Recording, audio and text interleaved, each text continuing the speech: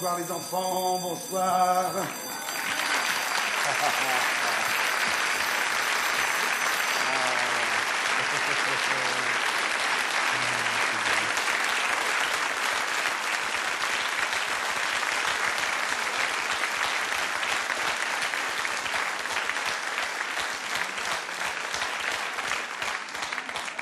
Commencez pas à failloter, hein. Bon. Ça va pas du tout. La France, je vous le rappelle, est la patrie des histoires drôles. Si vous continuez comme ça, on va se retrouver en queue de peloton. Ouais, samedi dernier, j'étais au mariage d'un copain. Oh les enfants, j'ai eu droit à tout. Alors il y avait des histoires qu'on finissait pas, comme par exemple... des parents viennent de coucher leur môme. Papa! Quoi? J'ai soif, apporte-moi un verre d'eau! Non, il est minuit, alors tu te tais et tu dors. Papa! Quoi? J'ai soif, apporte-moi un verre d'eau! Non, je t'ai dit, tu dors, il est minuit. Papa! Quoi? Je vous la fais courte, hein. J'ai soif, apporte-moi un verre d'eau! Non, il est minuit, alors tu te tais ou je viens te flanquer une fessée. Papa! Quoi encore? Quand tu viendras me floquer une fessée, apporte-moi un verre d'eau!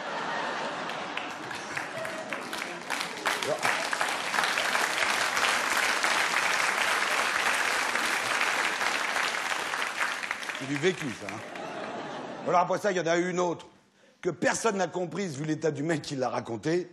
Hé, attends, ça est génial.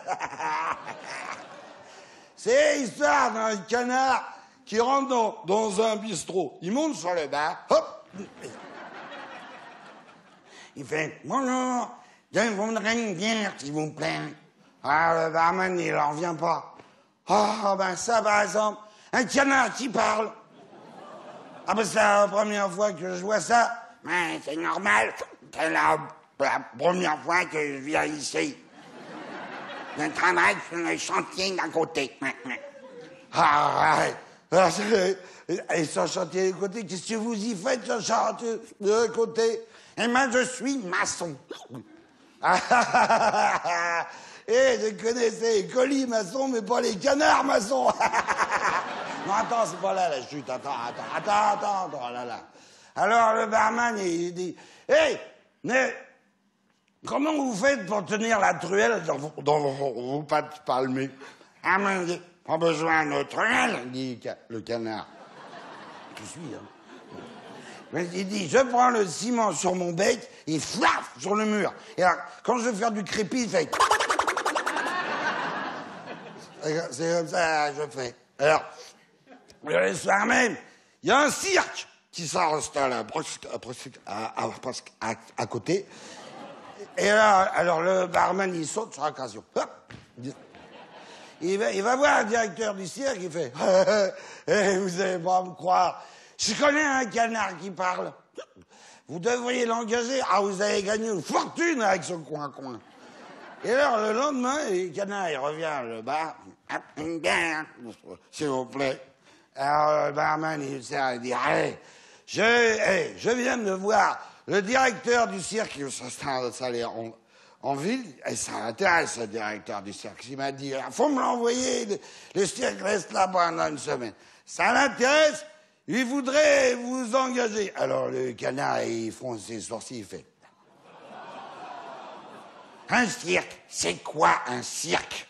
Alors le barman, il dit, un cirque, c'est une grande tente avec des mâts et une toile par-dessus. Il dit, alors, je vois pas ce qu'il ferait d'un maçon dans une tente avec des mâts.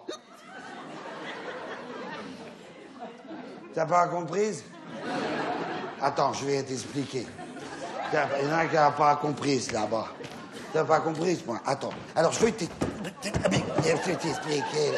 le truc. Non, c'est toi qui l'as pas compris. Hein, parce que je voyais ton œil dubitatif. Comme ça. Alors, d'abord, bon, non. Il faut savoir que le canard, bon, il est maçon. Hein? Et puis, deuxièmement, il parle. Ça, bon, ok, c'est posé. Alors, bon, il a compris que le barman lui disait qu'il était intéressé, le directeur du cirque, parce qu'il est maçon. Mais en fait, pas du tout. C'est parce qu'il parle qu'il est intéressé par lui, le canard. Mais en fait, non. C'est pas parce qu'il est maçon. Bon, il croit ça. Mais le canard, pour lui, c'est normal qu'il parle. Il parle depuis qu'il est tout petit, Caneton. Caneton prend sa faucille, la rirette, la rirette.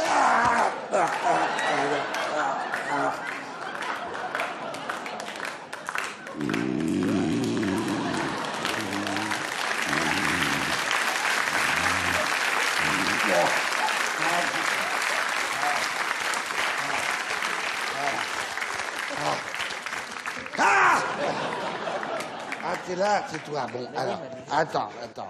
T'as pas fini de t'expliquer. Oh là, je te cogne. Ah non, c'est moi.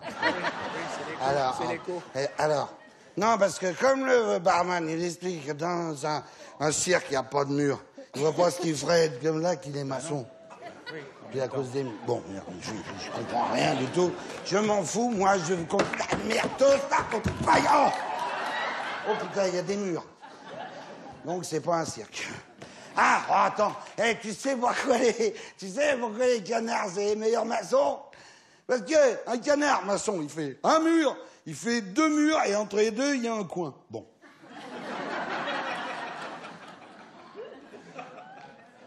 Il suffit qu'il rajoute un 3e mur, et ça fait...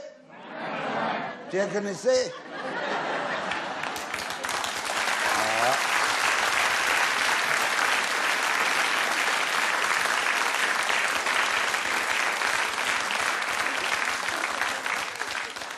Après ça, il y en a eu un autre qui nous a raconté une histoire d'oiseau, mais c'est gouré de piaf, ce con. Alors, ces 2 petits oiseaux dans un nid, ils voient passer un corbeau dans le ciel, là. Un corbeau. Alors, un petit oiseau, il regarde le corbeau, il fait « Tapon, tapon !» Alors, le corbeau, il se pose devant les petits oiseaux, il fait « Héron, petit, pas tapon !» Alors, attends, alors le pire, c'est pas ça. Le pire, c'est le père de la mariée. Qui arrive et il fait « Hey, Guitou, raconte-nous l'histoire du mec qui revient de la foire aux haricots le soir de son anniversaire et qui pète devant ses copains réunis. C'est « Happy birthday to you ». Là, c'était plus la peine, il avait tout dit, alors. Mais en fait, bon, les histoires les plus drôles, c'est pas celles que j'ai entendues ou qu'on m'a racontées au mariage. Non. C'est celles que j'ai vues. C'est comme ça que naissent les histoires drôles. Vous avez pas remarqué, c'est les petits événements comme ça qui se déroulent. Ça, autour de vous, il suffit d'ouvrir les yeux puis de regarder. Alors moi, par exemple, au mariage, à un moment donné, je vais refaire le plein au buffet. Puis alors là, je croise un gros type rougeau. Il rapporte à sa femme une assiette dans laquelle il y a une tranche de roast beef et il a enfoncé son pouce dedans. Voilà, ma chérie. Ah, mais t'es dégueulasse, Jean-Pierre. Pourquoi tu mets ton pouce dans ma viande? Ouais, c'est pour pas qu'elle tombe par terre une deuxième fois.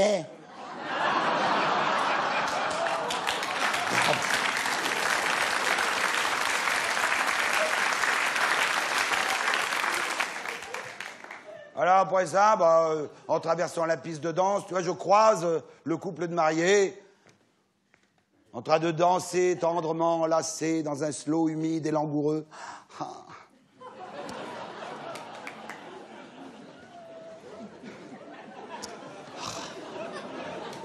Non, ce qu'il faudrait, mon Dédé, c'est installer de la délicatesse entre nous. Ah ouais. Qu'est-ce que tu entends par là, ma Josie? Je veux dire... non, mais je suis d'accord pour faire l'amour avec toi quand tu voudras, mais... il faut pas me le demander trop direct, hein, parce que sinon, ça me coupe l'envie. Ah ouais.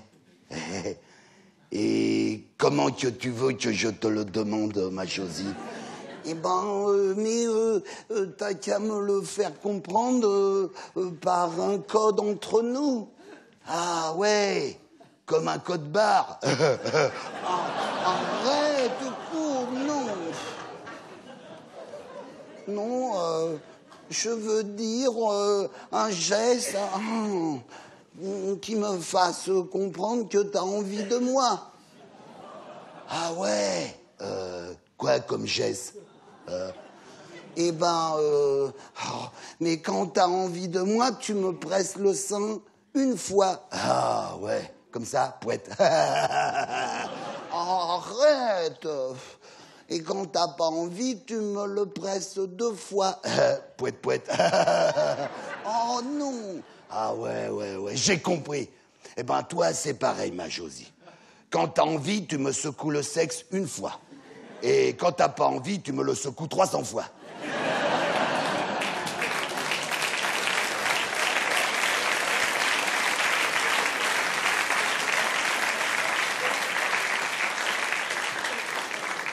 Alors je retourne à ma table, et à ce moment-là, il y a le maire qui se lève et qui crie « La jarretière, la jarretière, la jarretière !» Alors la mariée monte sur la table en gloussant comme une dinde qui vient de voir la bûche du Père Noël.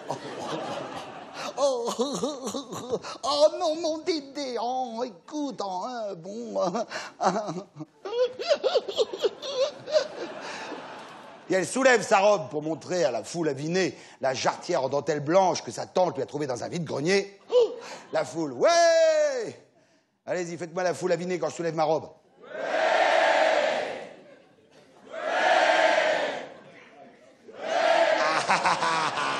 Bande d'obsédés, là.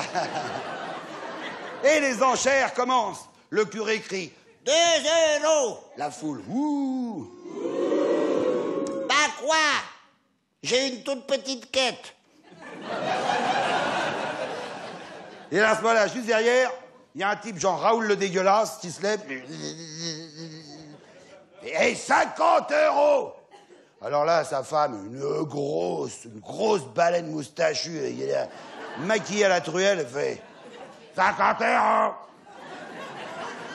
Ça se voit pas que t'es trop à la Josie pour y filer 50 €. Eh ben quoi? Tu parles, c'est une gourde. Tu peux l'emmener en randonnée, t'auras jamais soif.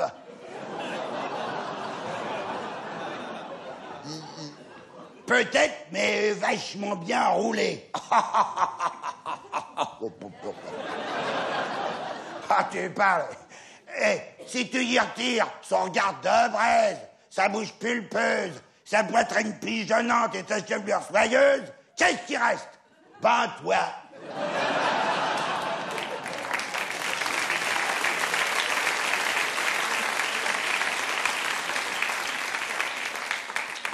À la fin de la soirée, je les ai retrouvés dehors, accrochés l'un à l'autre pour pas rouler dans le caniveau.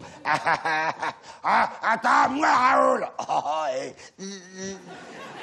Tu t'es vu quand t'as bu, Rosa? Ta gueule. C'est pas ton entraînement. Écoute un conseil de pro du goulot. Ce qu'il vaut, c'est vidanger. Ah, il s'approche de la fontaine municipale plantée juste devant l'hôtel et commence à pisser dans l'eau en chantant « Il pleut, bergère, entre tes gros tétons !» Et à ce moment-là, il y a une voiture de police qui s'approche et qui s'arrête, mais juste derrière l'ivrogne. La grosse se met à beugler. « Hé, 22, Raoul, là la flicaille. Et alors, c'est pas des poulets qui vont m'empêcher de pisser. J'ai révolté, moi, madame. L'oppression ne passera pas. » Les 4 flics descendent de voiture. J'allume. Sortent la lampe de poche. La braque sur le Che Guevara des pissotières. Hé, monsieur! Arrêtez de pisser, remballez votre matériel ou on vous embarque. Voilà. Et quand vous y reprennent plus.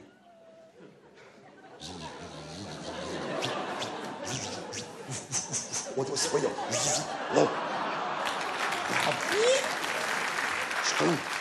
Monte en bagnole et il se barre.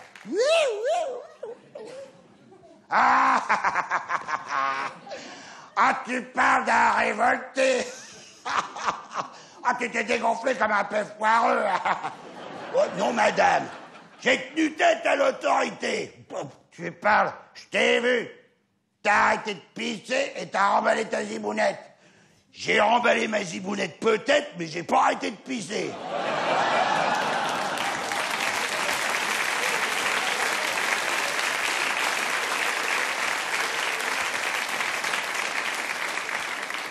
Vous voyez, il suffit de raconter tous ces petits événements pour en faire des histoires drôles, c'est tout simple. Hein. Oui. Malheureusement, comme le dit Bill Clinton, la tradition orale se perd. C'est pour ça que j'ai décidé, ce soir, de former des raconteurs. Eh ben oui. Fais un cours d'histoire drôle. On forme bien des chanteurs en 4 mois, pourquoi pas des raconteurs en une soirée, hein. Bon. Alors, vous allez prendre vos cahiers et noter. T'es prêt à noter? Bien. Alors, les histoires drôles, bien, se classent en 2 grandes catégories. Les histoires drôles se classent en 2 grandes catégories. D'abord, les histoires courtes, hein, qu'on se raconte le lundi matin en arrivant au boulot. Alors celles-là doivent pouvoir se raconter au téléphone. Exemple. Rebecca appelle son fils David.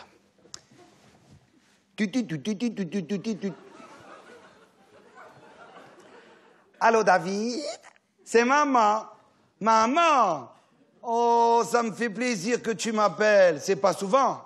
Mais c'est pour pas te déranger, mon fils. Comme tu donnes jamais tes nouvelles et que tu viens jamais nous voir, j'ai compris que tu étais très occupé. Mais je vais pas t'importuner plus longtemps, mon fils. Je veux juste annoncer que ton père et moi, nous divorçons.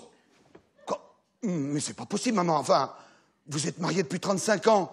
Vous allez pas divorcer maintenant. Tais-toi, mon fils, écoute ta mère. Notre décision est irrévocable. Nous divorçons la semaine prochaine. David appelle son frère. Allô, Ellie? Oui, David. Tu sais pas ce que maman vient de m'annoncer? Oui, si. Elle vient de m'appeler, j'allais t'appeler. Enfin, on peut pas les laisser faire ça. Tu as raison. On va aller déjeuner avec eux dimanche et essayer de les raisonner. Je rappelle maman.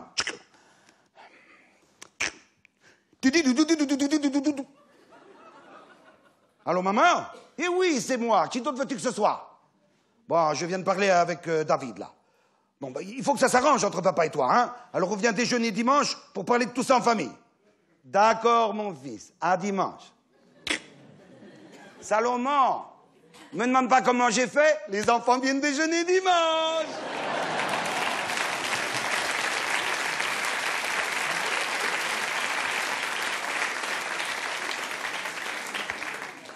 Puis alors, il y a des histoires encore plus courtes qui se racontent au self au bistrot. Exemple. Mathieu entre au Joyeux Toulousain. Eh, 22. Eh, patron, un jusqu'à 6, 22. Pendant que le patron, M. Bastin, le sert, Mathieu aperçoit une superbe jeune femme assise à une table. Oh, 22. Oh. Oh, est-ce qu'il me voudrait pour me changer de la civetterie, non? Non, Mathieu, arrête, c'est pas du gibier pour toi. T'occuper de savoir quand c'est qu'il y a l'ouverture de la chasse? Il ferait mieux d'aller offrir un canon à cette poulette de ma part. Non, Mathieu, arrête de faire le cacou, je te dis que cette fille n'est pas pour toi. Elle est lesbienne. Et alors? Oh, donne-moi cette bouteille, moi, on va la servir moi-même, moi. Bonjour, mademoiselle. Eh, c'est ma tournée. Alors, vous êtes du nord ou du sud de la lesbie?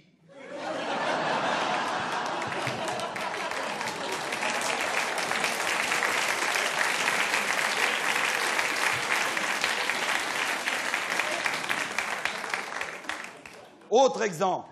Raoul le dégueulasse entre Joyeux Toulousain.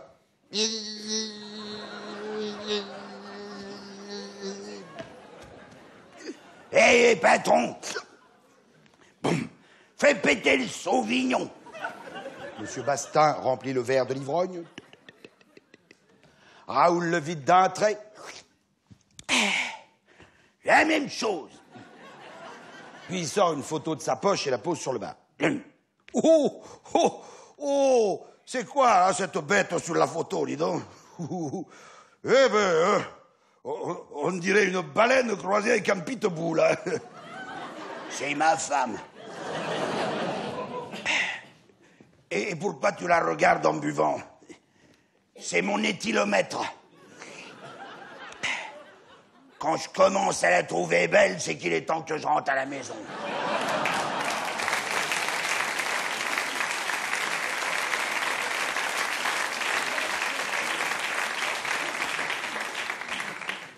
Et puis, il y a les belles histoires qu'on se raconte le soir au lit avant de s'endormir.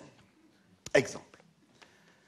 Le général Buzard a emmené le soldat Rambo en manœuvre dans le désert où ils ont planté leur tente pour passer la nuit. Extinction des feux. Hey, Rambo. Oui, mon général. Tu dors, beaucoup de petits salopards? Plus maintenant, hein, mon général. Dis donc, t'as vu les étoiles? Hein? Oh oui, il y en a deux, mon général. Tout. Mais pas celle-là, abruti. Celle-là. Hein? Oh oui, mon général. Oh, c'est joli. Eh ben, en les voyant, qu'est-ce que tu déduis?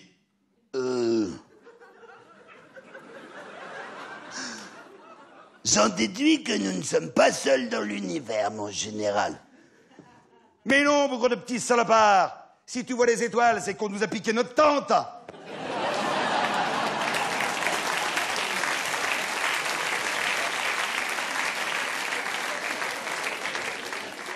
Passons maintenant aux histoires longues qui sont faites pour briller en société. Hop là.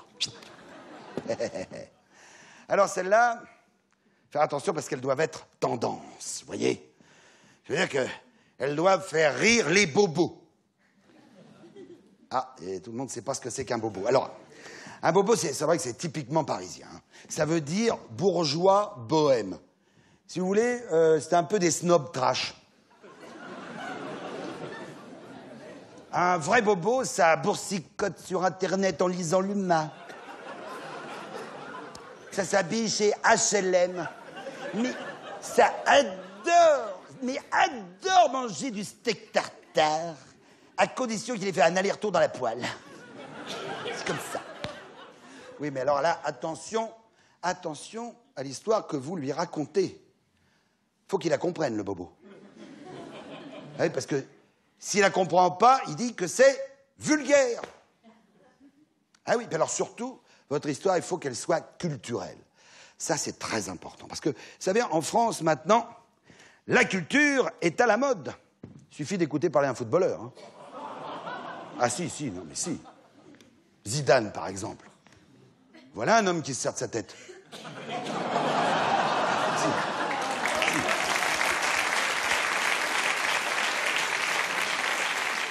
Alors, pour qu'une histoire ait l'air culturelle, il faut qu'on lui trouve un style culturel. Alors moi j'aime bien que le style culturel, le style...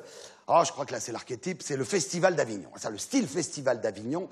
Alors ça, c'est pas mal. Alors dans ce cas-là, il faut que votre histoire ressemble à une pièce de Marcel Pagnol racontée par Philippe Caubert. Là, c'est... Bon.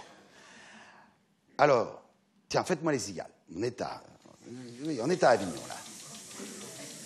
Oh, il y a un criquet. Oh, merci. Oh, c'est beau, ça. Ce matin-là, dans le petit village de Boursy-la-Fougasse, les cigales se sont tues car c'est l'hiver. Mettre les pattes, l'huissier les pattes, est en train de faire une saisie chez Sandrine et Martial Bouffig. Une fois sa tâche accomplie, Il quitte sans état d'âme le lieu de sa forfaiture, laissant les époux ruinés au comble du désespoir. Oh, quelle cagade! Comment qu'on va faire maintenant, Martial? Eh ben, on va faire des économies. Mais des économies? Mais où tu vas?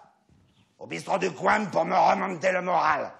Guillaume, mais tu viens de me dire qu'on devait faire des économies. Oh, bon, allez, ça va, mets ton manteau. Oh, vrai? Oh, tu me sors pour m'offrir un verre? Non, mets ton manteau, je vais couper le chauffage. Et puis un jour, Martial trouve enfin du travail à l'usine du coin.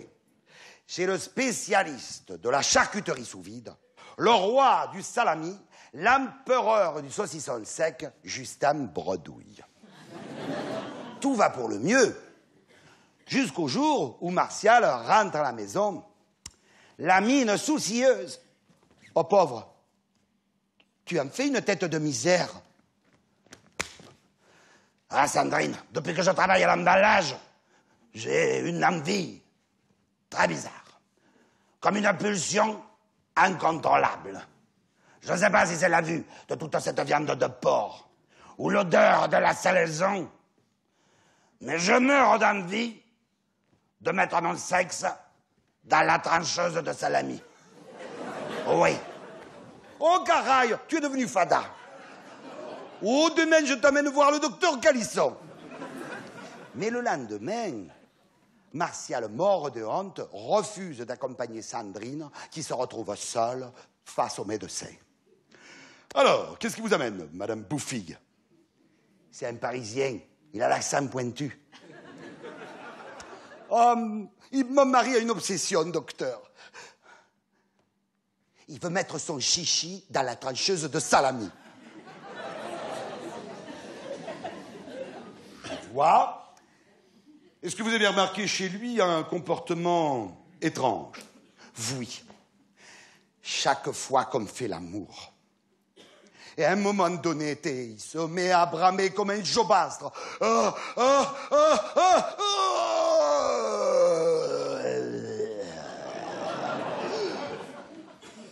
Mais madame, c'est tout à fait normal.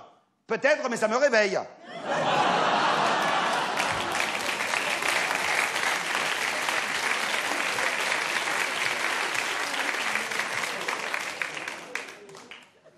Les jours passent, et un soir d'été...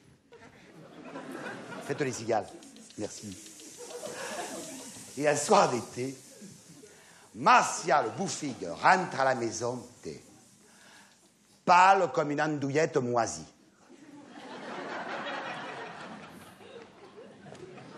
Ça y est, Sandrine. C'est arrivé. Qu'est-ce qui est arrivé? Oh, bonne mère, ne me dis pas, tu as mis ton chichi dans la trancheuse de salami. Oh, il faut vite que tu ailles à l'hôpital. Non. Je vais plutôt aller à la NPE. À la NPE? Et pourquoi la NPE? Parce qu'ils nous ont virés, Cathy et moi. C'est qui cette Cathy? La trancheuse de salami.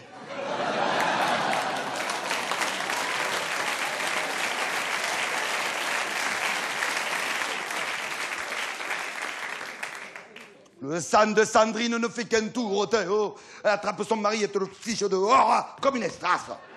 Et puis, elle passe une annonce sur Internet pour trouver un autre mari. Elle tape. Cherche homme, petit, parlant peu, aimant les sports aquatiques et les activités en groupe. Et l'ordinateur répond, épouse un pingouin.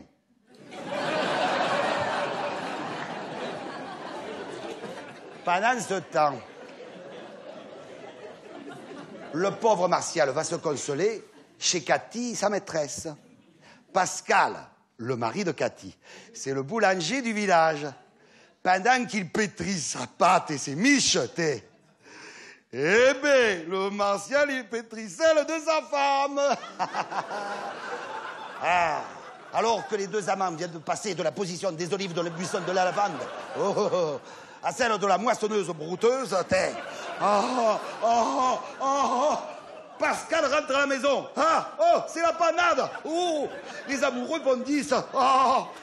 Boulegue-toi, Martial. Va te cacher à la salle de bain, allez, avant que Pascal te colle un pastisson. Ouais, mais même mes affaires. Mais je vais te les planquer sous le lit. Vite. Oh, purée. Vite. Oh, thé, allez, ça. Allez, hop, allez, zou. Bonsoir, mon chéri Pascal, mon amour. Qu'est-ce que tu fais au lit à cette heure-ci? Oh, mais je t'attendais, mon Pascalounet. J'ai une terrible envie de toi. Oh, attends-moi, Cathy. Oh, je vais faire une petite toilette.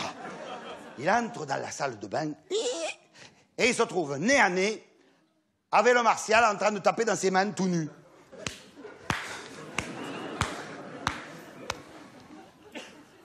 Vous êtes qui, vous? Mais ça se voit. Je suis le démiteur. J'extermine les mythes. C'est votre femme qui m'a appelé. Votre maison en est infestée. Ce sont des mythes tropicales, extrêmement voraces, qui attaquent en meute. Ah oui? Alors pourquoi vous êtes à poil? Hein? Oh, qu'elles sont rapides, les sales bêtes!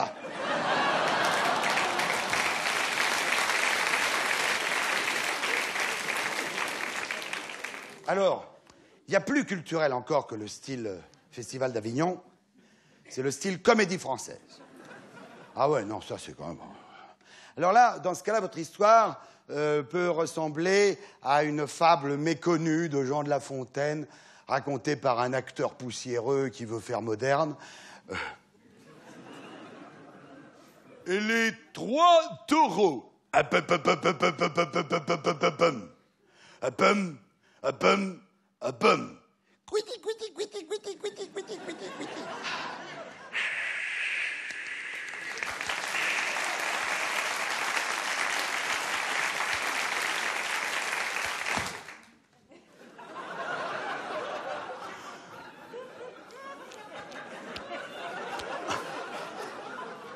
Deux taureaux sans souci régnaient sur un troupeau,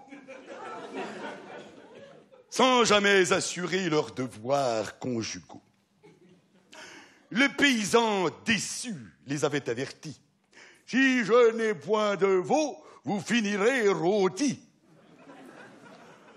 Mais pour les deux bovins, ce fut parole en l'air. Alors, le paysan se mit très en colère.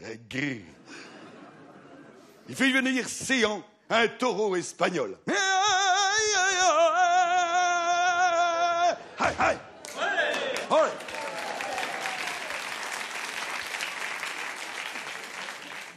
Qui avait de plus cher sa paire de roubignoles. Olé. C'était un vrai colosse. C'était un vrai colosse que ce reproducteur. Il était séducteur autant que bagarreur. Les vaches du troupeau, apprenant la nouvelle, sentirent des frissons jusque dans leurs mamelles. Mais leur mâle jaloux ne décolérait pas. Le plus vieux des deux dit « Je le mettrai au pas. Si je le vois toucher une corne à mes vaches, je lui prends les roustons et je les lui arrache. » Moi, rugit le plus jeune, je jure sur ma vie de l'envoyer niquer chez la vache qui rit. Yo!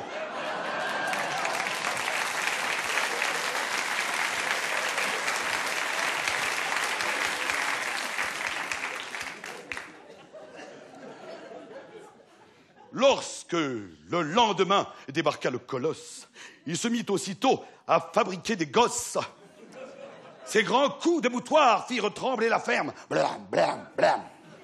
Le vieux taureau, prudent, à sa rage mit un terme et dit à son cadet, en le voyant gratter la terre de la ferme de son sabot guerrier, tu devrais arrêter de chercher la bagarre. Cette brute va faire de toi un steak tartare. Je ne veux pas me battre, dit ce jeune animal. Je veux juste qu'il voie que moi, je suis un mâle.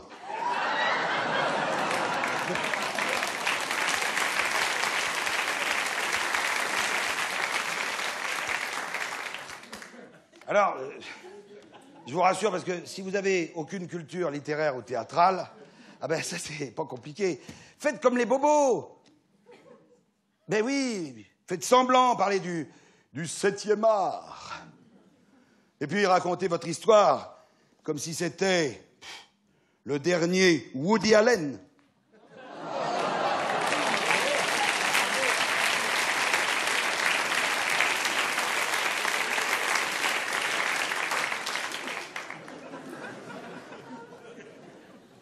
Stella et Bob viennent de se marier. Mais Stella est new-yorkaise. Elle a pourtant accepté de faire sa valise pour aller vivre à Beverly Hills, chez Bob. Seulement, voilà, elle a caché à son mari qu'elle avait une chatte. Non, mais Poussy. Et lui, il a caché à sa femme qu'il était très allergique aux poils du chat. Alors, un matin, il se lève avec le visage tout gonflé. Sa femme se met à crier.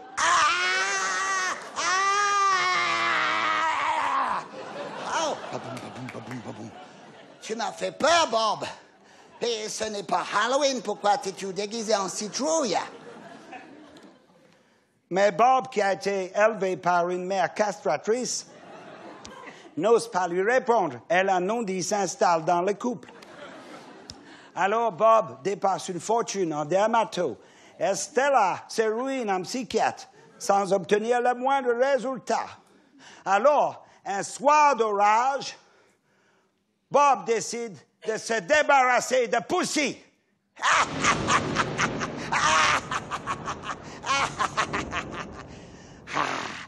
Profitant que sa femme s'attarde chez sa mère, il met l'animal dans un sac.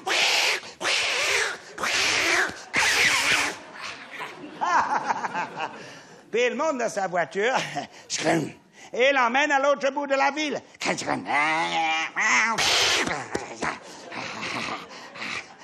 Arrivé là,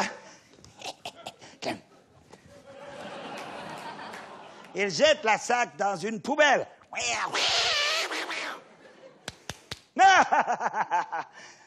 Et il retourne chez lui sur les chapeaux de roue.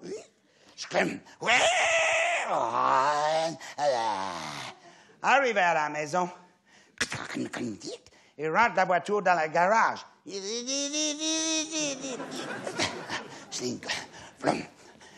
il ferme la porte. Et quand il rentre à la maison, il est accueilli par Stella et sa chatte qui se frottent à lui en faisant la dos rond. Miaou, miaou, miaou. Alors, après avoir passé une nuit blanche à se demander comment Poussy a fait pour sortir du sac, puis de la poubelle, et revenir avant lui à la maison, Bob recommence son kidnapping.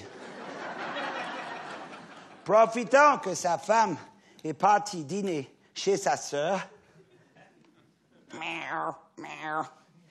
il met Poussy dans une valise à combinaison. Sans lui donner le code. Et puis, il l'emmène en voiture dans une décharge publique de la banlieue de Los Angeles.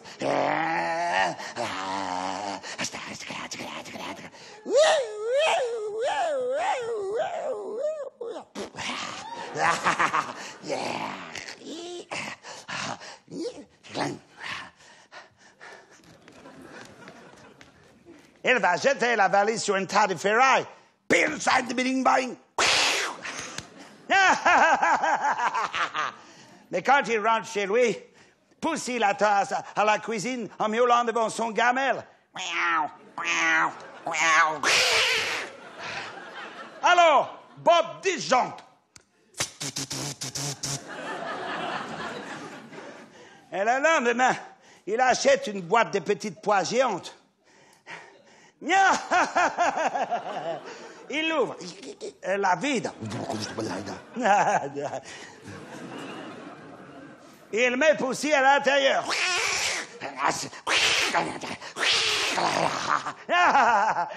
Il soude la couvercle.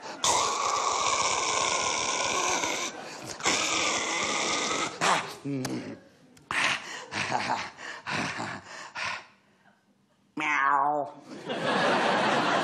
Miaou.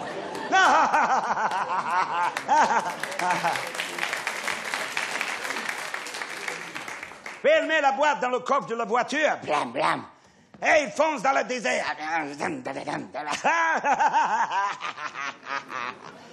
Et arrivé là, il pousse la voiture dans un précipice de la vallée de la mort. Non!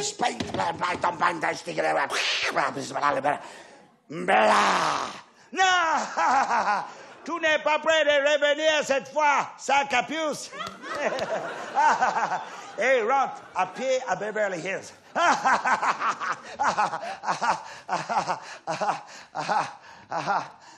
Mais il a fait tellement de tours et de détours dans le désert qu'il se perd. Et après 4 heures d'une errance désespérée, il se résout à appeler sa femme avec son mobile.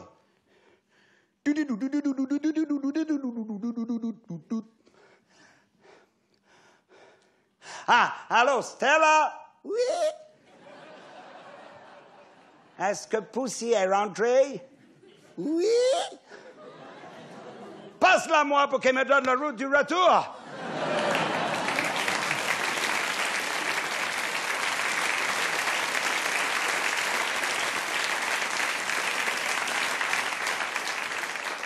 Alors, si votre public n'aime pas les films intello, je vais vous dire un truc, passez directement aux films d'action, style Luc Besson.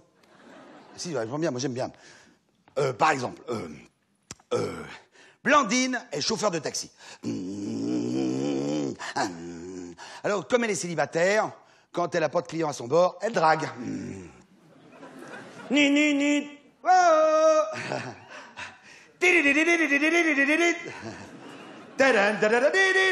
T'as vu mon clignotant? Tic-tac, tic-tac, tic-tac. Oh. Puis un jour qu'elle suit un gros camion, elle remarque qu'il est en train de perdre son chargement. Alors pour le prévenir, elle le double en klaxonnant. Ni, ni, ni, ni, ni, ni.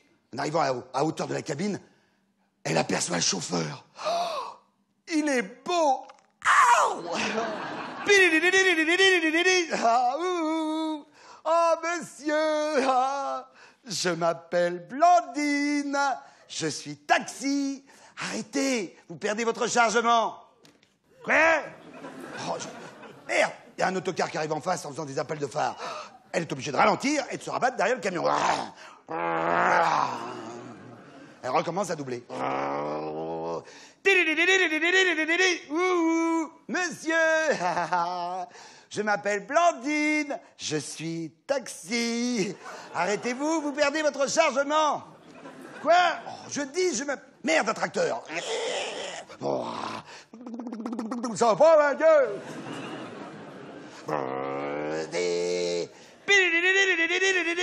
Ouh, monsieur. Oh, quoi? Qu'est-ce qu'il y a? Je m'appelle Blandine, je suis taxi, et vous perdez votre chargement. Eh ben, moi, je m'appelle Marcel, je bosse à la DDE, et là, je suis en train de sabler.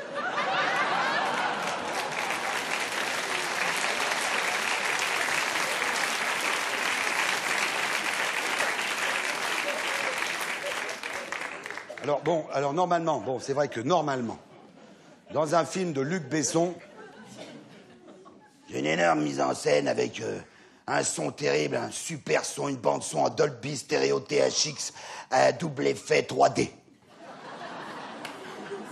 C'est vachement dur de faire ça tout seul. Hein. Mais à ce moment-là, vous pouvez demander à votre public de vous aider. Si, c'est vrai. Par exemple, tiens, on va essayer de faire ensemble. Allez, deux vieux, Eugène et Morissette, ont décidé de se rendre au Festival de Cannes pour voir les vedettes. Bon. Alors Morissette est là, au pied du grand escalier du palais des festivals. Elle regarde les stars monter les marches. Ah, ah. Alors je vous fais Monica Bellucci, par exemple, bon, et vous allez me faire les photographes. Vous dites, attention, vous êtes prêts? Allez, Monica, allons-y.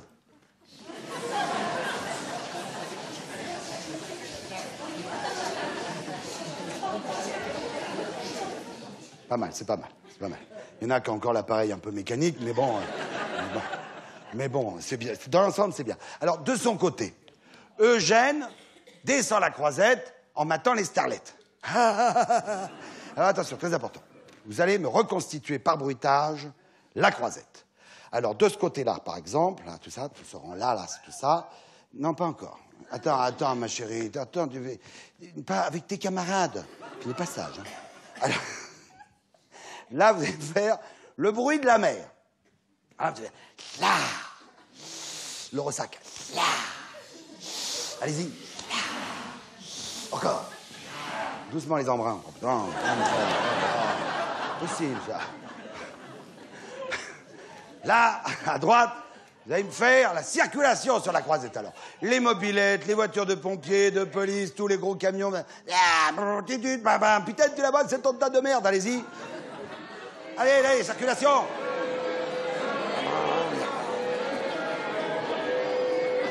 Non, c'est pas nerveux, hein. On se croirait à 7h du matin, Ajaccio.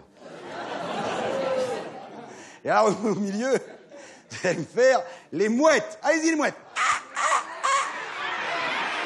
Doucement, chiez pas sur les voitures. Oh. Surtout les décapotables, je te raconte pas. Alors maintenant, tous ensemble pour faire la croisette. La mer, les mouettes, la voiture. Allez.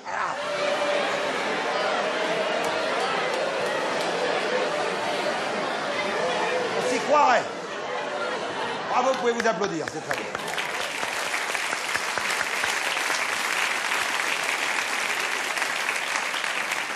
Alors, en longeant la grille d'une superbe villa, Eugène aperçoit un vieux milliardaire accompagné de 5 bombes sexuelles en string. Alors, mesdames, je compte sur vous, faites-moi les bombes sexuelles en string qui gloussent. Allez-y, gloussez.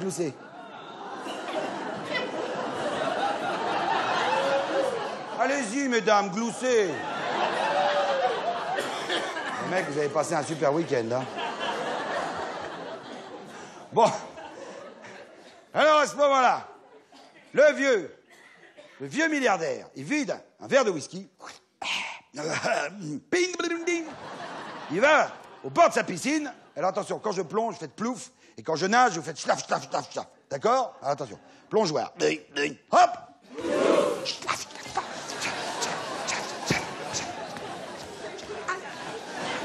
Ah oui, attention, il va couler si vous arrêtez. Bon, alors, il sort de sa piscine, et là, il y a une bombe sexuelle en string qui lui... Allez-y, mesdames. Bien. Qui lui tend un pétard, putain de joint gros comme ça, que le vieux milliardaire fume avec délice.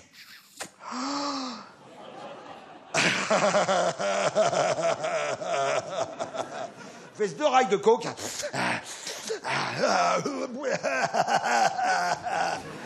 Et puis hop, il rentre dans le bosquet, un petit buisson, avec les 5 bombes sexuelles en string. Alors attention, ça c'est un plan séquence.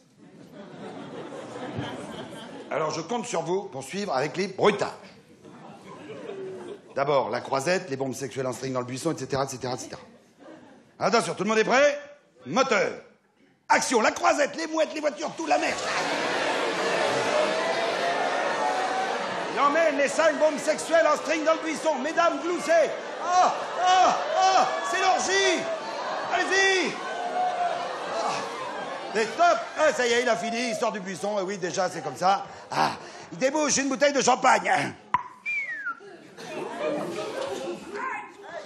Oui, voilà. Un qui suit, merci, bravo. Excusez-moi pour le... Il vide la bouteille. Voilà. Il plonge dans sa piscine. Hop.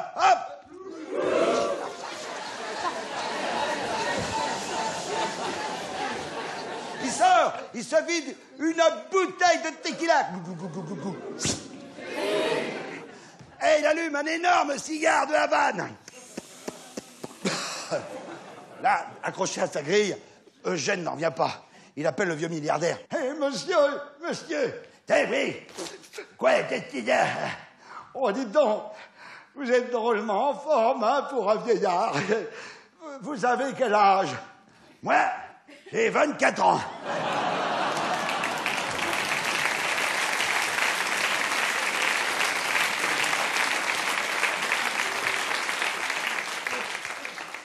Ah, faites gaffe avec ce genre d'histoire. Ne racontez pas cette histoire à quelqu'un qui a 24 ans et qui en fait beaucoup plus. Non, ce serait cruel quand même. C'est vrai. D'ailleurs, d'une manière générale, faites gaffe.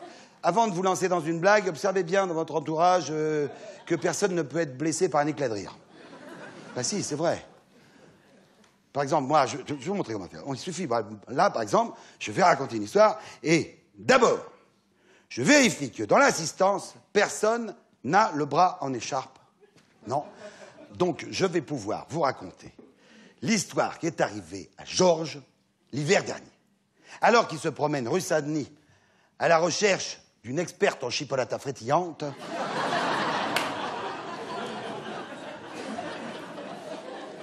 il aperçoit la grosse Glita en train de s'enrhumer dans sa mini-jupe en vachette léopard.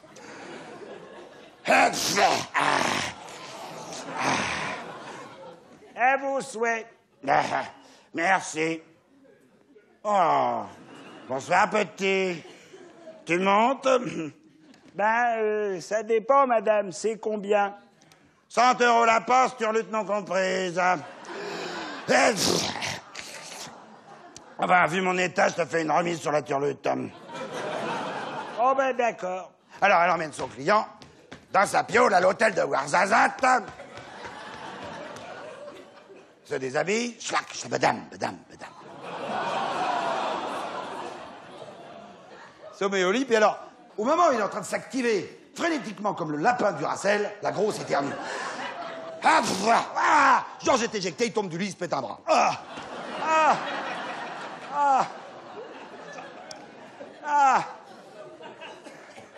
Et le voilà bien dans l'embarras. Ben oui, parce que Georges était béniste. Et pourtant, dès le lendemain matin, il est au travail, le bras dans le plâtre, sur son établi.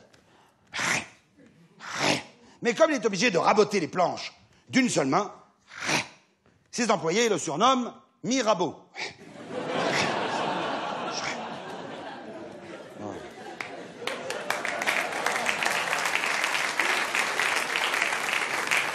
Non, j'avoue, c'est pas de moi, c'est de Jacques Copeau.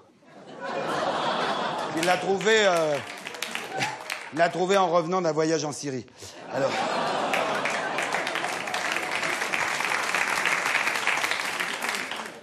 C'était une pièce qu'il avait écrite pour Marie Laforêt et Jacques Dutronc. Alors, on peut les compter, voilà. Mais alors, ses clients aussi se moquent de lui. Ah, dites donc, je vous préviens, je ne paierai que sur présentation de la fracture. Georges en a tellement ras-le-bol de ses sarcasmes qu'il essaye d'oublier en se plongeant dans l'alcool. Mais comme il boit d'une seule main, il oublie qu'à moitié. Et un jour, le désespoir l'emporte. Il va au bord de la Seine.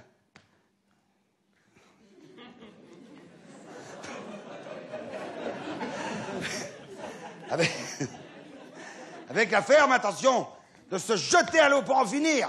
Et brusquement, il aperçoit sur l'autre rive un homme, les deux bras dans le plâtre, et qui danse. Évidemment, l'espoir jaillit aussitôt dans l'âme du pauvre Georges. C'est fou, ça! Moi, je n'ai qu'un bras cassé, et lui qui en a deux, le voilà qui danse, qui s'amuse. Oh non, c'est fou! Il traverse la Seine par le premier pont qui se présente. Il s'approche de l'homme qui est là, les deux bras dans le plâtre, à se trémousser. Oh, monsieur! Dans mes bras! Dans mon bras! Vous venez de me sauver la vie. J'allais mettre fin à mes jours quand je vous ai vu danser. Danser? Ben, je danse pas, je me gratte les couilles.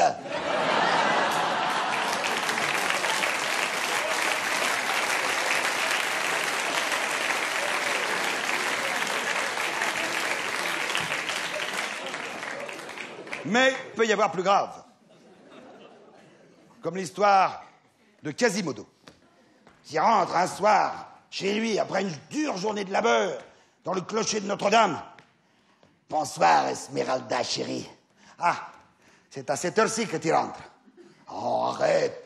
Oh, je me suis fait sonner les cloches toute la journée. Tu vas pas t'y mettre aussi, hein? C'est alors que le bossu aperçoit le wok qu'Esmeralda est en train de faire chauffer sur le feu. Oh, ah, ça, c'est une bonne idée. J'adore la cuisine chinoise. Je cuisine pas chinois.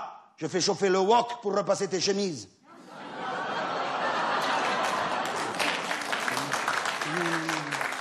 Non, vous voyez ça. Alors, cette histoire-là, devant un bossu chinois, ça la fout mal, hein. Jamais, jamais. Mais en tout cas, je peux vous dire une chose, pas d'histoire qui se rapporte à un défaut physique. La calvitie, par exemple. Non, c'est pas drôle. Ou les femmes sans poitrine. Non, mais c'est vrai, c'est très joli. C'est vrai, il y en a qui aiment beaucoup. Bon. Mais pas tout le monde, il y en a qui complexent. Oui, comme Josette, par exemple. Josette. Bon, il est très belle. Son mari, Gilbert le dragueur, ne lui saute que très rarement au rable. Alors, elle a décidé un soir de lui faire un striptease. Ah, lascive. Papari, ta-ta-da, ti-ta-ta-da, ta-ta, slack. Lascive, mais sans bouillir. Papara, patadida, ti-ta-ta-di-ta, slack. Ah, mais arrête, Josette! Mais qu'est-ce que tu fais, là? Eh ben, je te fais un striptease. Mais pour montrer quoi? Tu n'as pas de poitrine? Comment ça, quand tu te déshabilles, on dirait une planche à repasser qui retire sa housse.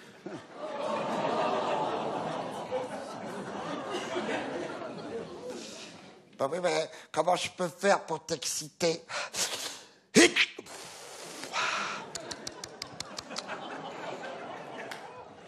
ben, tu n'as qu'à t'acheter de la lingerie affriolante. Ben, tu l'as dit toi-même, j'ai rien à mettre dedans. Mais tu roules de chaussettes, tu te les mets dans le soutif et tiens une bombe. Comme Lara Croft. Exactement. Alors, le lendemain matin, Josette, remontée à Donf, J'ai remonté à Donf. va faire les boutiques de lingerie féminine. Elle entre chez La Paire, là. La vendeuse s'approche. Bonjour, madame. Je peux vous renseigner? Oui, je cherche un soutien-gorge affriolant. Oui. Quelle taille? Ben, 25A. 25 ans. Mais on ne fait pas cette taille-là, voyons. Ah bon? Et vous croyez que je peux trouver ça chez Petit Navire? Non. Petit navire, c'est pour les thons. Allez, plutôt chez Petit Bateau. Vexée, Josette continue sa quête. Mais où qu'elle aille, chez Chantal Dumas, au Badaboum, ou Princesse Touf Touf, elle obtient partout des réponses caustiques du genre. Non, alors écoutez, le mieux pour le 25 ans, c'est le tripier d'à côté. Il a de l'andouillette. Alors là, je vois pas le rapport. Eh ben, c'est de la 5K, prenez-en 5, vous aurez le compte.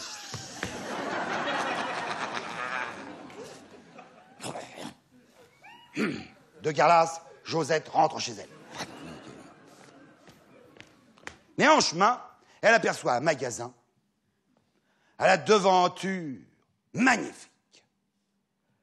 La halle au Nibar. L'espoir renaît. Elle entre et elle découvre des milliers de soutiens-gorge les plus extraordinaires. Oh, il y en a pour tous les goûts. 2 confettis pour les coquines, 2 filets à saucisson pour les cochonnes. Oui, parfaitement. Et pour les frileuses, 2 grosses moufles en velours molletonné doublées en peau de castor. La vendeuse s'approche. Bonjour, Vous cherchez quelque chose en particulier, hein? Oui. Qu'est-ce que vous avez pour ça? La vendeuse observe attentivement les deux pauvres tétons de Josette et lui fait « Vous avez essayé le Biactal ?»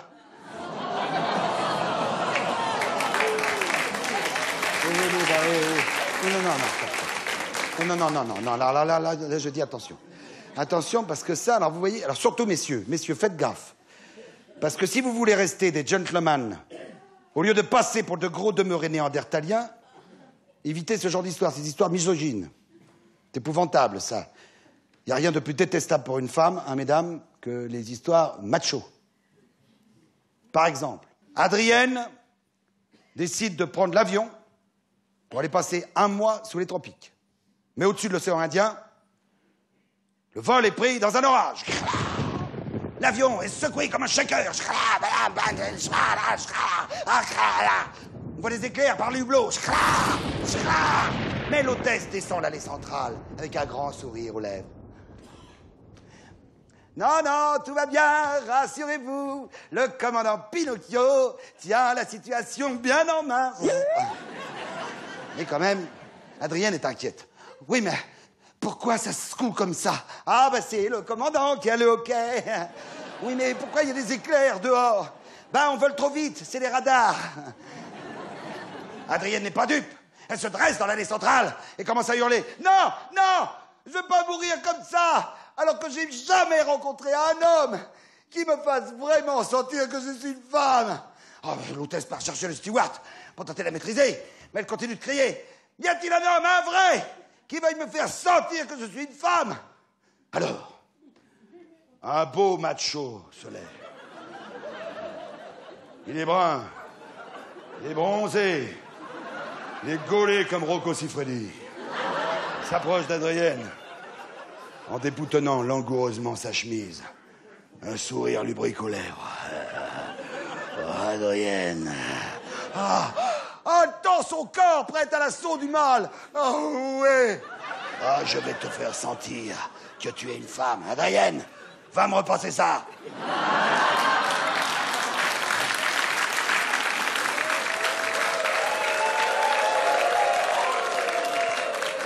Alors, si vous entendez ça, mesdames, n'hésitez pas. Ripostez aussitôt avec « Adrienne est enfin arrivée sous les tropiques. Allongée dans un hamac tendu entre 2 cocotiers, elle rêve qu'elle entre dans la tête d'un macho. Ses pas résonnent étrangement sous la voûte crânienne. Clapac, clapac, clapac, clapac. Qu'est-ce qu'il y a de ce côté-là? Clapac, clapac, clapac. C'est l'oreille gauche. Oui, là-bas. Clapac, clapac, clapac, clapac, clapac, clapac, clapac. C'est l'oreille droite. Mais alors, entre les 2 oreilles, il n'y a rien. Mais où est passé le cerveau? Il y a quelqu'un? Oh, les neurones! Où êtes-vous? On est en bas!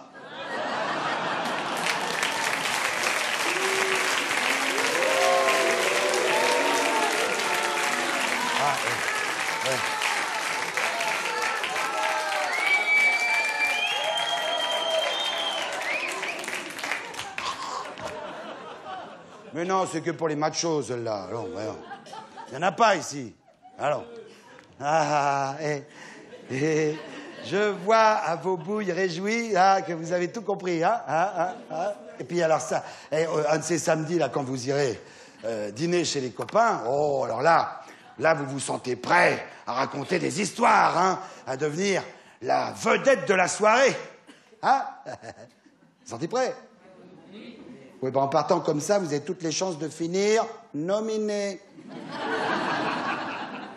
Mais oui, parce que pour s'assurer un bon rire, notez, il faut aussi, très bien, oui, il faut aussi choisir le bon moment. Et oui, Bon, mais regardez-moi ça, ne vous découragez pas, ne vous découragez pas. Moi, vous savez, avant de savoir raconter une histoire au bon public et au bon moment, j'en ai fait des conneries. Hein. Tiens, celle-là. Il y a quelques années, j'avais rencontré une charmante jeune femme prénommée Marie-Agathe. Marie-Agathe. Elle m'avait invité au restaurant pour me présenter ses parents. Alors quand j'arrive, sa mère n'est pas encore là, mais la tronche que fait le père... Je devine qu'il n'est pas vraiment content de voir sa fille fréquenter un comédien. Alors, pour essayer de lui montrer que je suis quand même drôle et sympa, en attendant sa femme, je lui raconte une blague. Alors, ces deux blondes, Samantha et Barbara, qui décident de partir en Australie. En sortant de l'aéroport, elles tombent en arrêt devant la vitrine d'un marchand de chaussures, comme deux renards devant un clapier. Oh, t'as vu les Santiago Croco, Barbara? Ah oui, Samantha, ça le fait. Ouh, on va tout de suite s'en acheter une paire. Cling, cling. Good morning. We are very interested by the Santiago Croco in the vitrine. What is the price? It is $1,000. Oh, $1,000. Oh, the pair, j'espère. Enfin, it is cher quand même.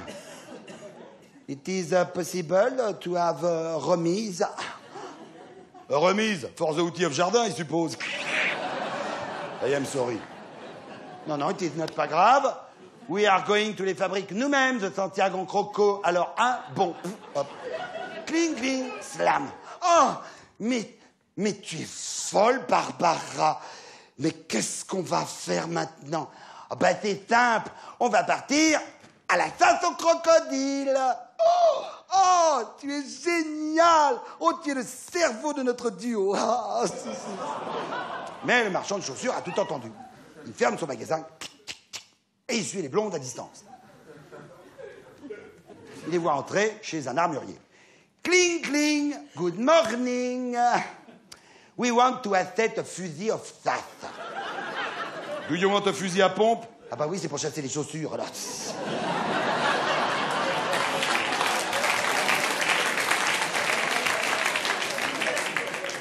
Puis elle loue une Jeep.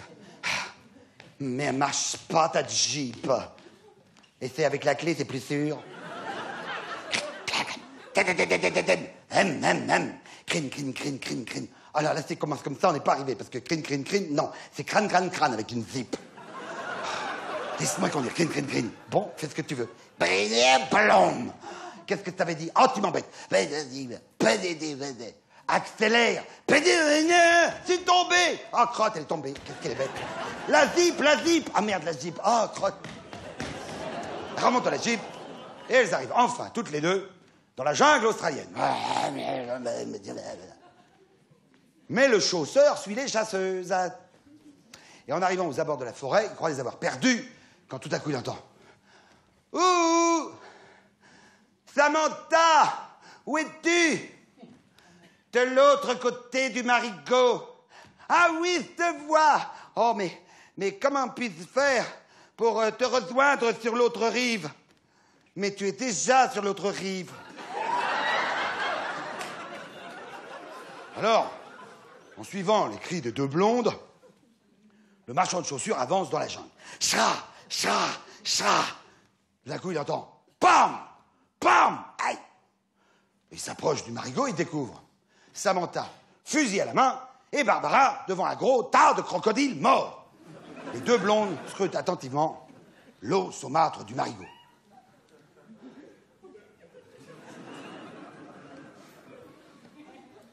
Oh, là, Samantha.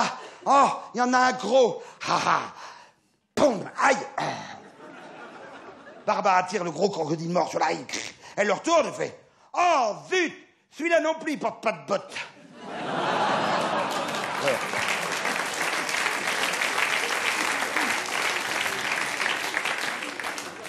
Et moi, comme un con, je vois arriver la mère de Marie-Agathe. Elle est blonde. Alors évidemment, heureusement, là, le garçon arrive pour prendre les commandes. Alors, plat du jour pour tout le monde, c'est les macaronis du pêcheur. Et là, comme j'ai l'esprit d'à propos, j'enchaîne sur l'histoire d'un pêcheur canadien qui s'installe au milieu d'un lac gelé. Pose son matériel et il fait un trou dans la glace. Plonge son fil dans l'eau, et il attend. Mais le temps passe, et aucun frémissement de sa petite gaule en bois d'érable n'indique l'intérêt du moindre poisson pour son asticot. Arrive alors un Indien emmitouflé dans une grande couverture. « Salut, Urs Plessids !» Oh. S'installe 30 mètres plus loin. Fait un trou dans la glace.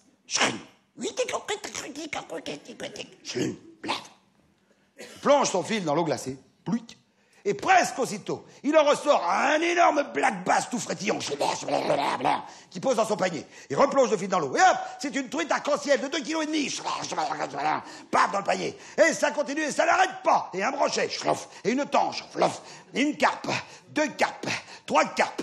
Oh, un brelan. L'autre pêcheur n'en revient pas. Hé, Urs Plessids! Comment tu fais pour attraper autant de poissons au tabernacle?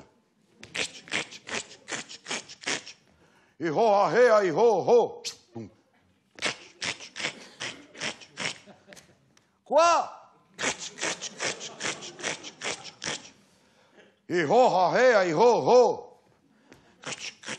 C'est là qu'on voit que c'est grand le Canada. Je comprends rien à ce que tu dis.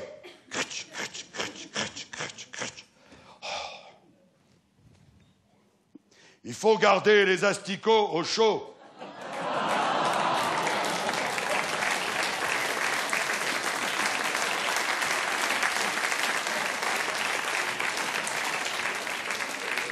Et juste à ce moment-là, le serveur arrive avec les macaronis.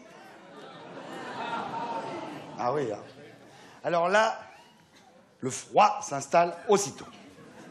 Alors, pour essayer de réchauffer l'atmosphère, je sers du vin à tout le monde, et arrivé au fromage, je sors l'artillerie lourde. C'est la grosse Glita qui monte l'escalier pour aller à sa piole à l'hôtel de Ouarzazate avec un habitué. C'est un grand voyageur qui n'oublie jamais de lui rapporter un gentil petit cadeau. Écoutez, Glita, dépêche-toi. J'ai que 8 minutes douche comprise. Oh, c'est toujours pareil. On n'avait jamais le temps avec toi, mon jacouille. Slack, badam. Écoutez, je reviens de Los Angeles. Je les bidim.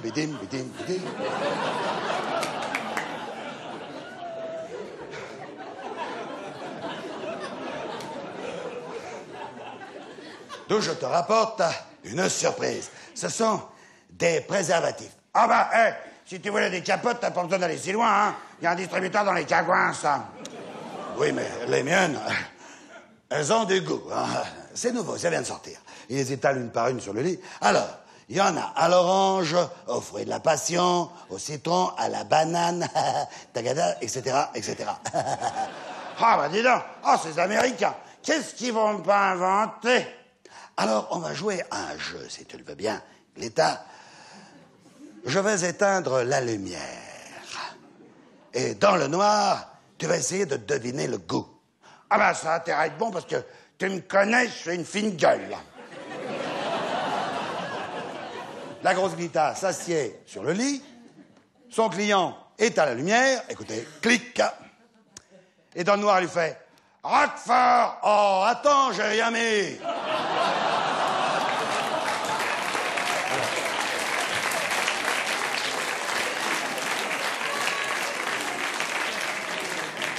Évidemment, juste à ce moment-là, le père de Marie-Agathe se coupe une tranche de... Et voilà. Alors, d'où le danger avec les histoires dégueulasses. Non, mais ça, je vous préviens tout de suite. Il faut faire très attention avec une histoire dégueulasse. D'abord, il faut toujours prévenir qu'elle est dégueulasse. Et surtout, ne pas planter la chute. Sinon, l'histoire dégueulasse devient... vulgaire, voilà, exactement. Tiens, exemple. Alors là, je vous préviens, celle-là, elle est... dégueulasse. Ours Placide, l'Indien, est content, il a fait le plein de poissons, il rentre chez lui en dansant.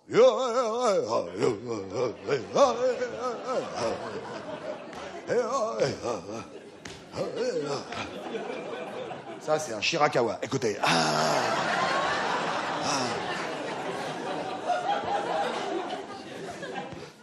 Mais en arrivant devant son tipi, il aperçoit sa squaw qui revient de la forêt. Oh, belette futile, d'où toi venir? Oh, moi être allé faire gros besoin dans la forêt, ours Placide. Moi être content pour toi, belette futile. Mais toi aurais pu rapporter bois pour feu, hein, quand même. Oh, toi venir voir besoin à moi, être énorme. Non, toi pas recommencer avec tes histoires scato, hein, ça va comme ça, hein. Oh si, alors toi venir tout de suite, ça y en a valoir le détour. Non, moi y en a pas aller maintenant, là, Bon, alors, si ours Placide pas venir tout de suite, belette fut-il aller ce soir avec Castor Lubrique jouer à touche Tipeee. Bon, moi céder à force, moi y aller. À ce moment-là, le chef Blaireau Chafouin l'appelle. Oh, ours Placide, où toi aller? Moi encore aller visiter les crottes de la squaw.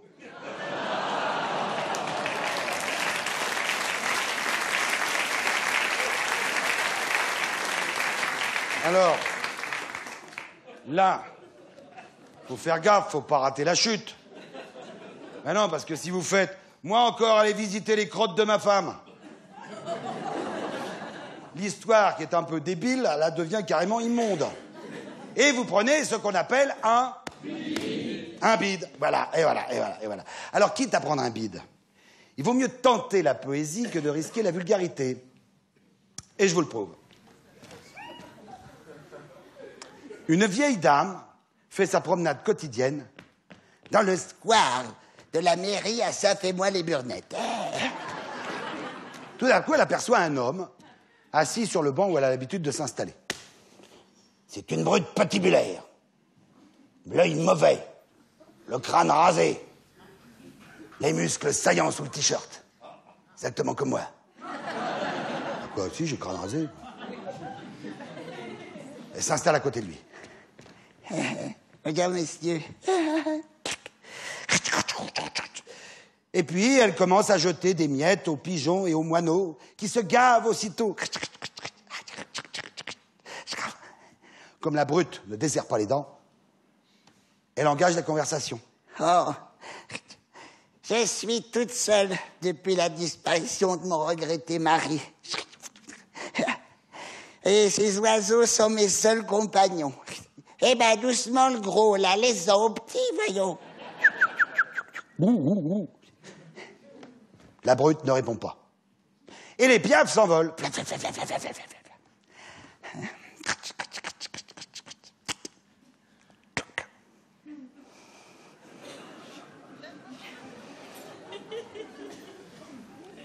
Vous êtes nouveau ici? Non. Je suis dans cette ville depuis 20 ans. Ah bon? C'est curieux, je vous ai jamais vu. C'est normal, j'étais en prison. 20 ans de prison?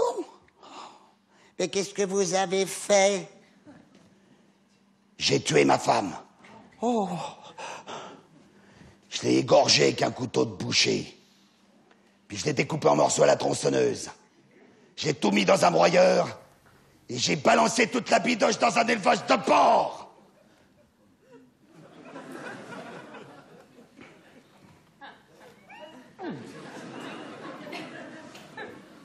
Alors, comme ça, vous êtes seul.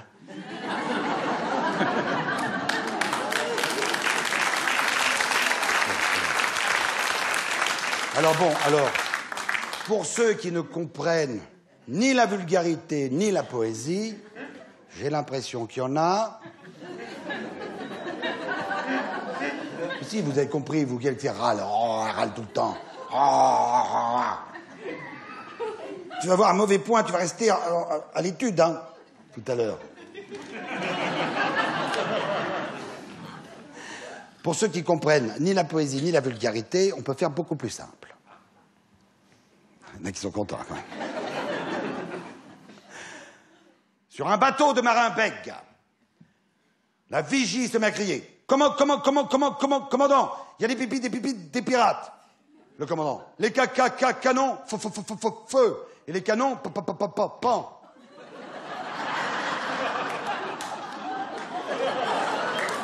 Heureusement qu'elle est courte, hein, parce qu'elle est vraiment con. Hein. Ah, mais cela dit, c'est pas parce qu'une histoire est courte qu'il faut la saboter. Hein. C'est vrai, avec un peu d'imagination, vous pouvez en faire une histoire extraordinaire, racontée par Pierre Bellemare.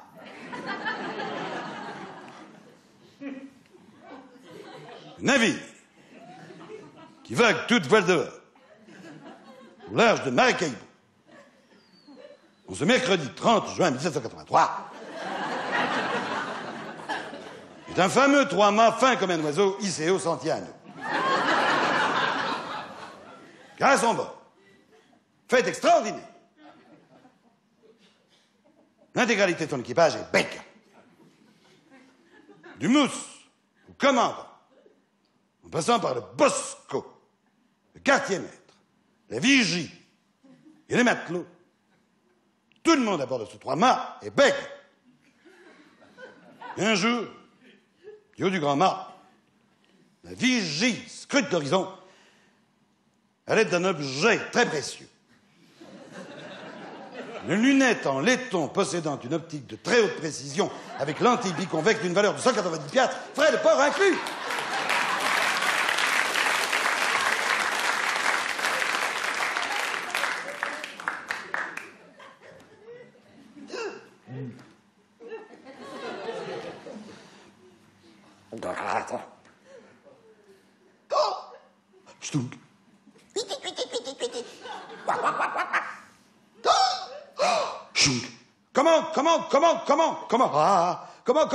Commandant!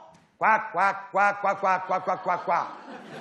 Il y a des pipis, des pirates! Des pirates? Bah, où ça, des pirates? Ben là, à Tritri. Ah, baba. À Tritri. Oh, ah, baba. Bon, alors, à Tritri ou à baba? Et je sais pas, ça bouge tout le temps. Là. Chut. Oh, mais il a raison. Il y a des pipis, pirates. Ouais, oh. Oh, et en plus, c'est Babar. Ah, c'est Babar. Non, c'est pas Babar. C'est Babar Benoît. Vite, alors, vite. Hey, branle-le. Branle le baba de con, combat. Tout le monde sur le pompon. Sur le pompon. Non, pas le pompon. Sur le pompon. Ah, bien, bon, d'accord, commandant, vite, les marins. Voilà, vite, mon fusil. Alors, vite, hop, mon coucou, allez, mon coucou. Non, pas mon coucou, j'ai déjà une montre. Mon coucou. Ah non, mon couteau suisse, je l'ai là. Bon, voilà. Commandant, on est prêt. Voilà, attention, chic. Les canons en baba. Les canons en baba. Pourquoi vous apportez le tonneau de rhum? Bah, pour le baba.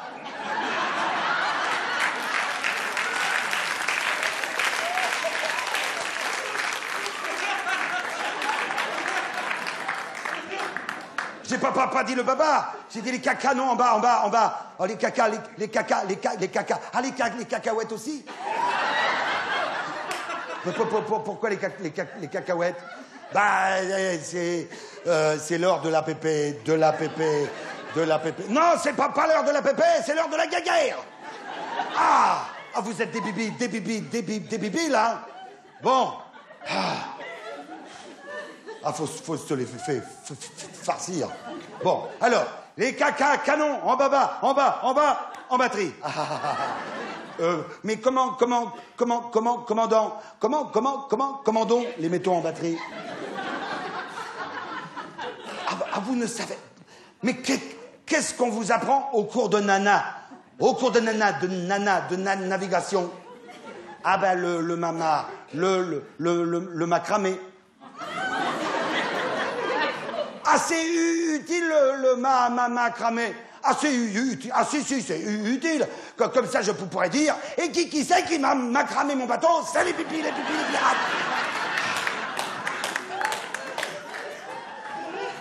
Bon, alors j'explique. Mais écoutez bien que j'ai pas à le répéter deux fois. Et prenez des nonos, prenez des nonotes. Ah oui, mais commandant, sur quoi doit-on prendre les nonotes? Eh ben, sur vos carnets à spirale. Ben oui, mais il n'y a que l'aspirant qui a un carnet à spirale. Eh ben, il a qu'à mettre des cacas. Il a qu'à mettre des cacas. Oh non, commandant. S'il y a trop de caca sur les nonotes, on ne pourra pas les relire.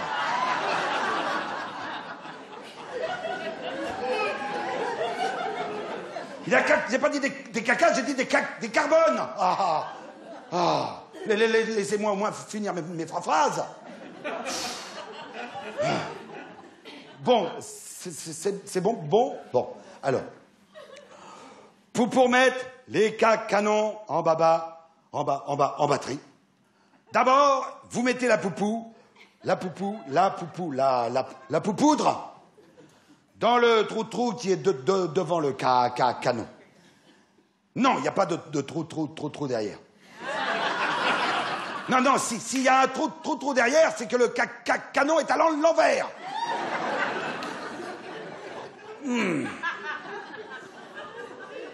Alors, où j'en étais? La poupoudre. Ah oui, la poupoudre. Merci les poissons qui suivent, heureusement. Alors, bon, alors, après la poupoudre, vous mettez le boulet.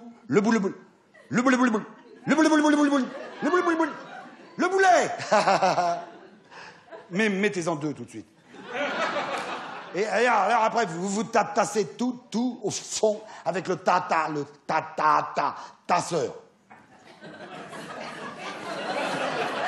Non, pas tasseur. Non, pas tasseur. D'abord, tasseur, c'est pas un canon, c'est un boulet, et personne ne peut la tirer.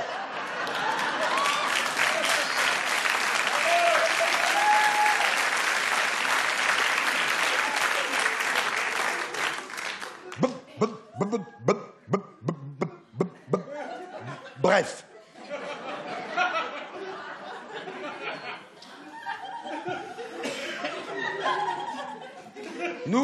N'oubliez pas de retirer le tasseur du canon, parce que des fois on oublie le tasseur dans le canon. On allume et hop, le tasseur tombe à l'eau. Alors, mais on s'en fout que c'est pas nager, tasseur. Oh. Et alors après, quand tout est là, vous allumez la mémé. Non, pas la mémé. Non, pas ta mémé. Non, toute ta famille n'est pas à bord. Ah, vous allumez la mémé, là, ça, oui, là, le truc, là. Non, il n'y en a plus, c'est comme moi, c'est pareil. Bon. La mémèche, oui, la mémèche. Non, pas maintenant. Ah, mais vous êtes complètement con. La vigie. Comment, ah, quoi encore? Vous voyez pas que je suis occupé? Oui, mais là, les pirates, ils sont là. Quoi? Déjà?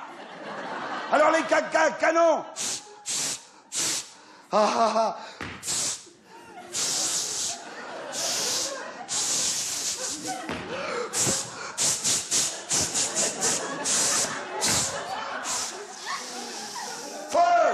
Et les canons,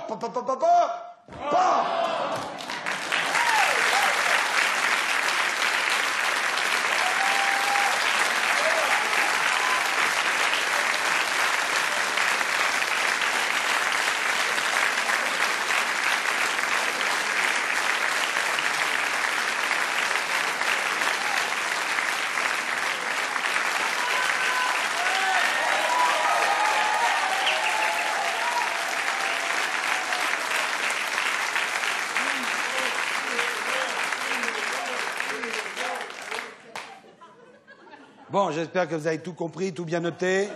Hein, et quand vous irez faire une petite soirée chez les copains, je veux pas en voir prendre un bide et les chialer dans la salle de bain. D'ailleurs, au prochain cours, moi je m'installe dans la classe et c'est vous qui faites le spectacle.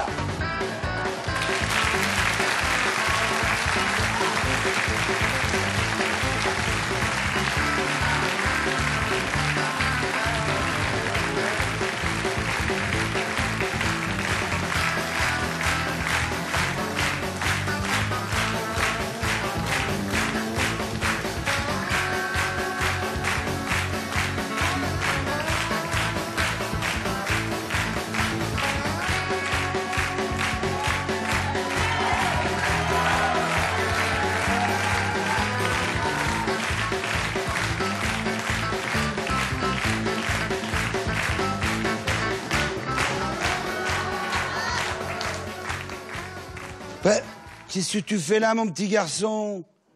L'école est finie. Faut rentrer chez toi. Non. Je cherche des petits escargots.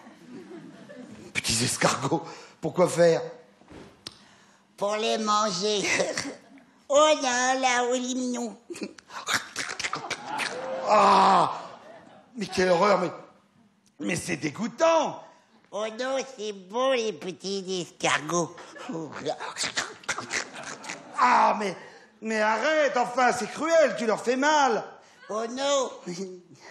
Non, parce que tout d'abord, je le suce tout doucement. Et quand il se méfie plus... Ah, mais c'est affreux. Mais non, mais arrête. Mais non, mais pense au moins à leur maman. Oh, elle va être tellement triste sans ses petits. Tiens, qu'elle va mourir de chagrin. Oh non.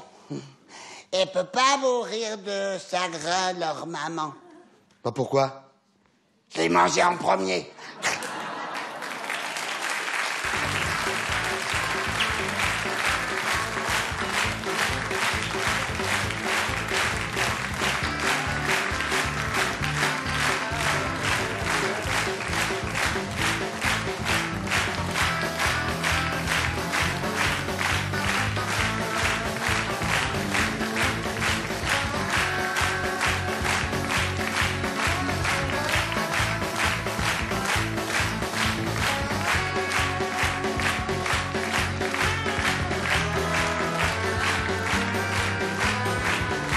Ah, les enfants, chahutez pas dans les couloirs en sortant, hein.